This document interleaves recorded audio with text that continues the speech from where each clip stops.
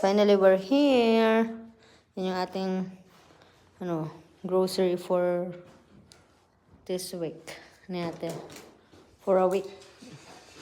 Ayan yung ating food, veggies, and wala man tayong biniling dyan. Wala tayong biniling meat. Puro lang yan, veggies and fruits and konting cheat day. Yeah. Yeah, pasta. Yeah. And vegetables and eggs. And taba, wala tayong taba. And gatas ni ate. Yan. Kita